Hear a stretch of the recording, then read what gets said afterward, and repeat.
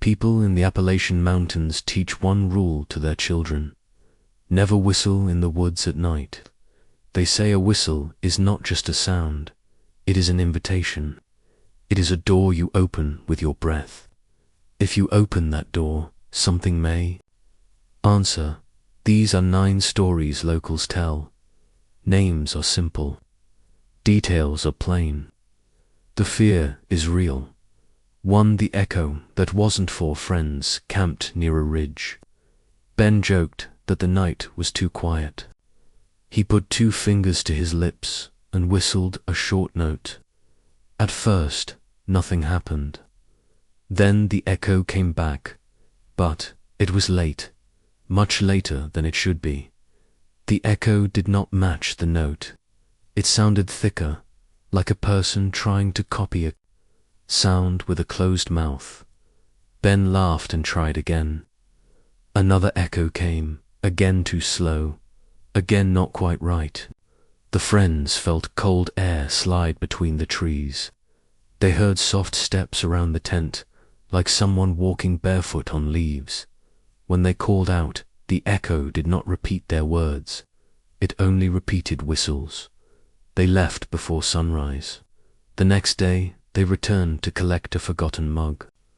On the ground were 4 sets of footprints from the night before, and a 5th set that started and ended in the middle of the clearing dot. 2. The Stone Piley Park ranger named Dale checked a trail known for stacked stones. Visitors liked to pile flat rocks beside the creek. Dale hated it because it messed with the stream. He knocked a pile down and whistled without thinking, just a single note he used to call his dog at home. He walked 50 steps. The forest answered with the same note, but longer, like a breath held too long. Dale turned. Where the pile had been, a new stack stood even taller, wet with fresh creek water, as if unseen hands had worked very fast. Dale knocked it down again. He did not whistle this time. He counted. 10 seconds, 20, 30. A small pebble tapped his boot. He looked down. Stones were stacked on his laces, perfectly balanced, 6 high, built while he watched. Dale does not whistle at work anymore. He does not touch the stone piles either. 3. The hunters pattern 2 hunters. Mark and Joel used a whistle pattern to talk in the woods. 2 short notes for stop, 1 long note for come back. One morning Mark heard 2 short notes. From the ridge above, he stopped and waited for Joel to catch up. No one came. Then he heard 1 long note from behind him, far down the slope. He felt annoyed. He whistled back, 2 short notes. The answer came at once from both directions, in perfect time, like 2 mouths sharing 1 breath. Mark's phone buzzed. A text from Joel: "I'm still at the truck. Saw a bear. Wait there." Mark froze. He did not whistle again. When Joel arrived, they checked the ground. They saw fresh scuffs on both sides of the trail. The scuffs had no heel, no tread, no toe, only long, smooth slides, like something heavy had been pulled through leaves by quiet hands. For the red scarf, a grandmother told her grandson 1 rule: if you hear your name after you whistle, do not answer. The boy forgot. He liked to whistle the tune from his favorite show while he walked home. One cloudy evening he whistled that tune as he crossed the old bridge. "Evan," a voice said behind him. He turned. No one was there. The wind was still. The voice sounded like his grandmother, but wrong, like she had a cold. "Evan," it said again, closer. His red scarf lifted as if fingers pinched it. He ran. The voice followed in the air near his ear, whispering his name with his grandmother's sound. He remembered the rule and kept his mouth shut. The voice grew angry and hissed the tune he had whistled, too fast, like an impatient child. He sprinted to his yard and slammed the door. In the morning, his mother found his red scarf tied to the fence in 20 tight knots, each knot packed with wet, black leaves. 5. The tunnel breath. A old rail tunnel cuts through a hill near a small town. Teenagers dare each other to walk through at night. Leah and Sam tried it. Halfway in, Leah whistled to hear the echo bounce off the brick. Tunnel breathed back a cold wind, as if something big had inhaled. The echo did not come. Instead, they heard another whistle deeper in the tunnel. It was the same note, but lower, like a larger mouth. The air grew colder. Drops fell from the ceiling in a slow, steady beat, like steps. Sam grabbed Leah's hand. They walked faster. A second whistle answered from behind them. Then both whistles moved, one ahead, one behind, as if the tunnel had two throats and they were between them. They burst into the open. Their phone lights showed new frost on the bricks near the exit. Leah's breath puffed in white clouds. It was July. 6. The white oak Mara lost her husband last winter. He used to whistle when he came home from the mill.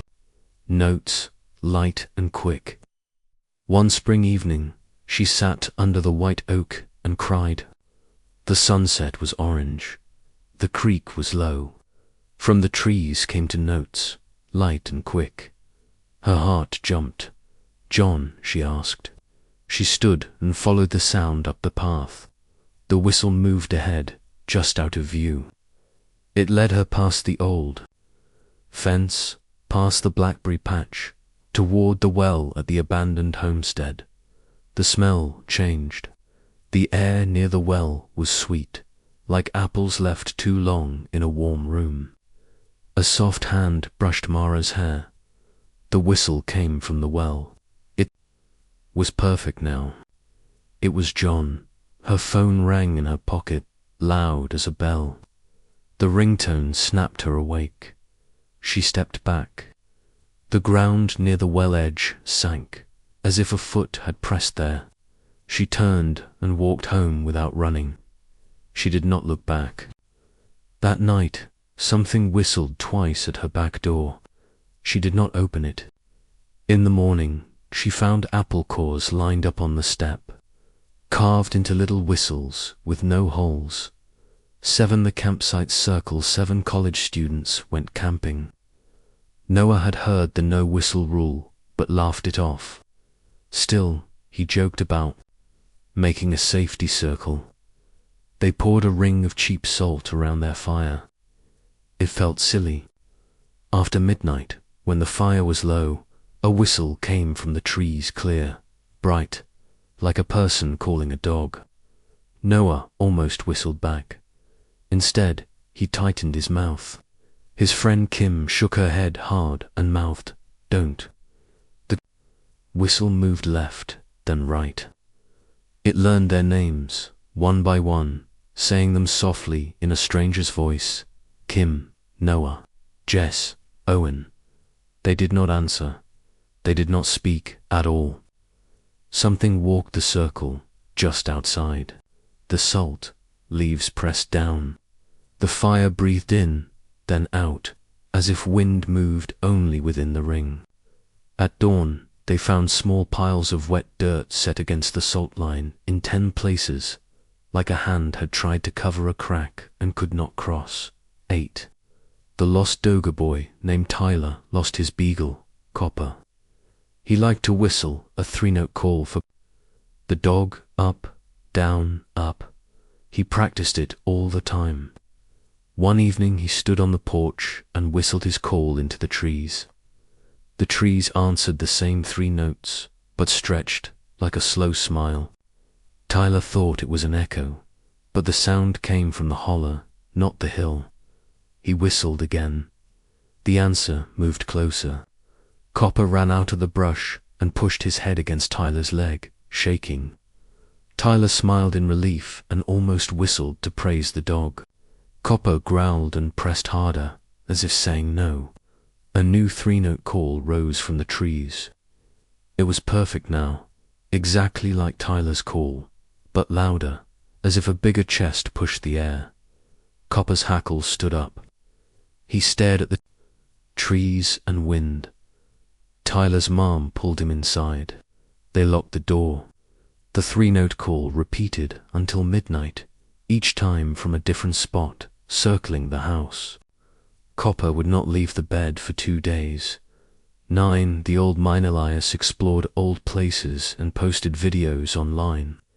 He found a sealed mine with a broken gate. A sign said, "Do not enter." He entered anyway. The air smelled like pennies. He marked turns with chalk arrows. Deep inside, he whistled a simple scale to test the echo. The mine answered on the last note with a soft, wrong note, like a child guessing. Elias laughed and did it again. The mine copied, closer to perfect. He turned to leave. His chalk marks were gone. Not smudged gone. The rock looked freshly wet where the arrows had been. Panic crawled up his throat. He whistled the first note by accident, a small, scared sound. The mine answered not with the note, but with a path. Little wet spots gleamed on the floor, leading left, then right, like a dotted line. He followed. On the last turn, he felt breath on his neck, cold and sweet, like old fruit. He came out, shaking. He never posted that video. He says he still gets gifts on his porch, some morning's pieces of chalk bound with twine, and a penny pressed into each knot dot. People will argue about these stories. Some will say it's wind in a tunnel, ice on bricks, or the call of birds that learned our sounds.